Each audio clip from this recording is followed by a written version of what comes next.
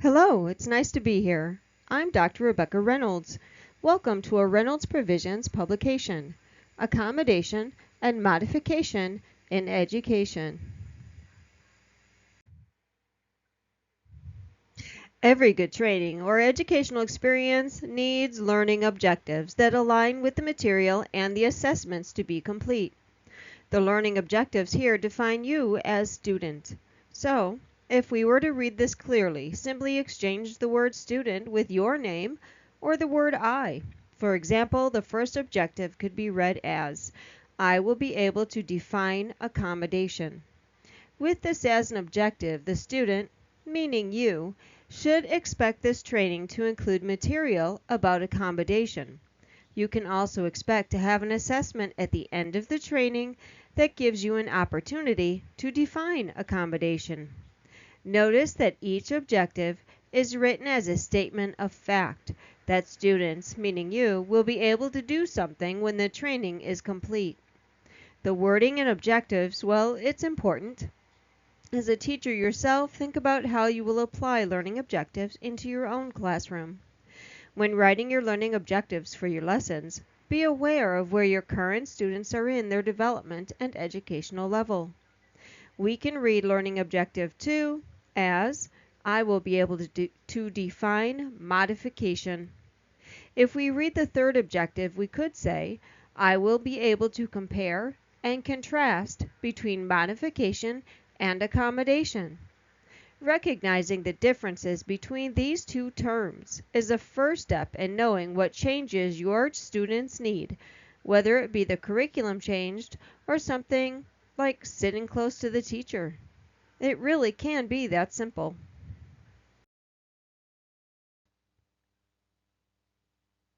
The first step we will take is defining accommodation and defining modification.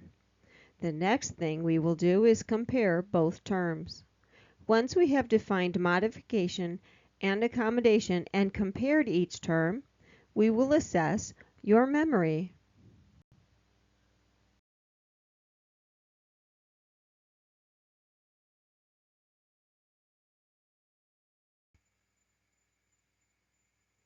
As stated here, accommodations include changes how students access and learn the same material as their peers. Accommodations include changes how students access and learn the same material as their peers without lowering academic expectations. When we accommodate for our students, we give them access to tools that will help them stay at the same level as their peers that is expected at their educational level requirements.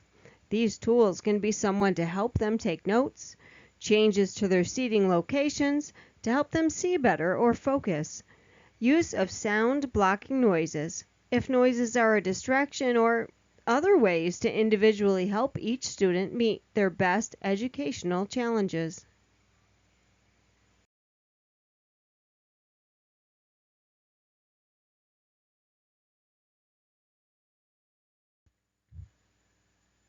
Modifications are different than accommodations.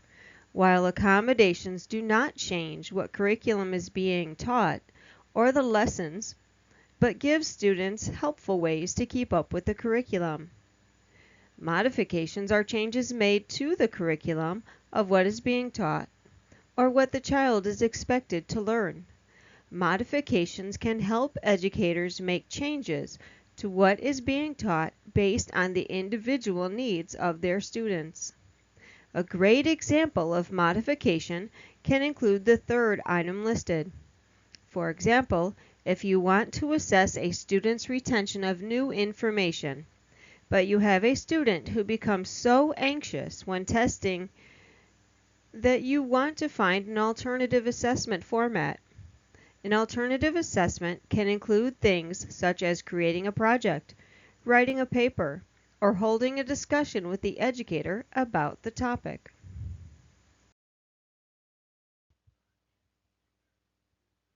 As this visual demonstrates, the typical use of accommodations includes how educators can change physical types of help to children without making changes to the curriculum. Modification, well, this can include changes to curriculum and to lesson plans, as well as the learning expectations. Accommodations can be made to assist all children in the classroom, while modifications are typically made for children with a special need based on an individualized plan because of a special need or a child who has fallen behind from their learning peers.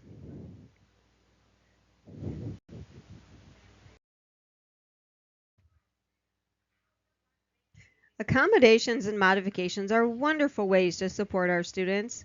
Here are a few other tips. Depending on your program, parent communication may not be available. However, whenever communication with family is available and favorable to your students, families can be a huge part of your student success. Whenever possible, you should learn what you can about your students' family and educational background. Simply by incorporating the cultures of your students into the classroom, the more your students will be enticed into being involved. Even though you may have a great handle on the needs of your students, it is still possible for someone else looking in to have an idea you didn't think of. Their perspective can help guide you to improve. After all, everyone has room for improvement. As a teacher, it should always be your goal to understand the perspective of others to gain as much information as possible. The perspective of your students should also be included.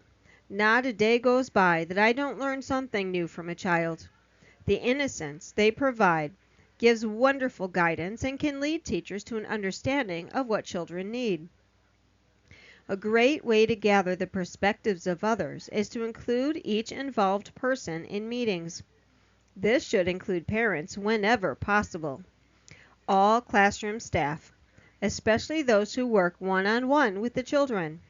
Gathering the perspectives of others about the children in your care will give you information that will become priceless. Also, there will be added benefit to the children seeing and coming to understand that everyone there is there to support them. This will give the children a feeling of safety and community, two things needed for success. By working towards creating a bias-free environment, the feeling of safety will continue. Provide patience and understanding to all students, not just a few favorites. If you concentrate on this, the children will become more engaged into the activities and less worried about gaining your attention. The last item on the list is more important than many would think. However, if teachers do not care for themselves, it will be easy to get burnt out. This means that teachers become exhausted by the position, call in sick more often, and feel underappreciated. By caring for themselves, getting enough rest, exercise, eating right, etc., teachers will prosper more while in the classroom.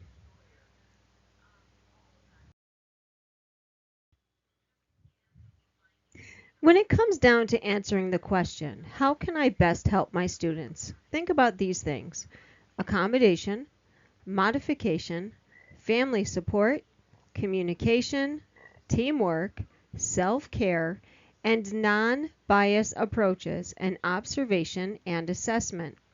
Next, consider completing the following assessments for this presentation to receive a certificate of completion.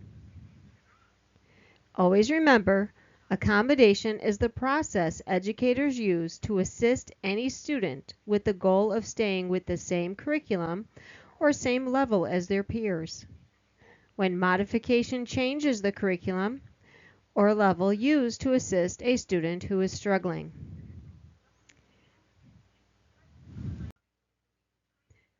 Once again, accommodation is the process educators use to assist any student with the goal of staying with the same curriculum or same level as their peers.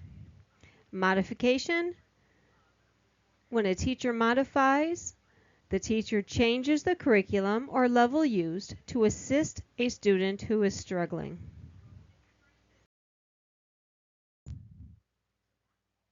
The internet has some great information. Always make sure to check the sources of what you read. Find out if they are credible before putting your trust into them. On the next two images, you will see how to gain a certificate of completion for this training.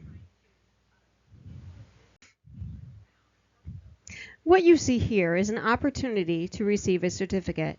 Once you have earned your certificate, an electronic version will be emailed to you with directions on how to obtain a paper copy with seal of completion. Please be sure to note, to gain a training certificate with no charge, you must be accepted into the Reynolds Provisions Scholarship Program. For more information about this, please email us at rr@reynoldsprovisions.org. The following page will give you journal directions and your assessment questions to complete to gain your certificate if you so choose. I look forward to working with you to improve the lives of our children and our families. Once you complete the journal entry and assessment questions, email them to me at rr@reynoldsprovisions.org. Please allow us up to 45 days to respond. Each person has up to 5 attempts to pass with 90% or better. Upon completion, if 90% is not reached, an email response will be sent with directions on next steps to take. Once a person passes, a certificate will be emailed. If you prefer a paper certificate, directions will be sent to you on how to gain this.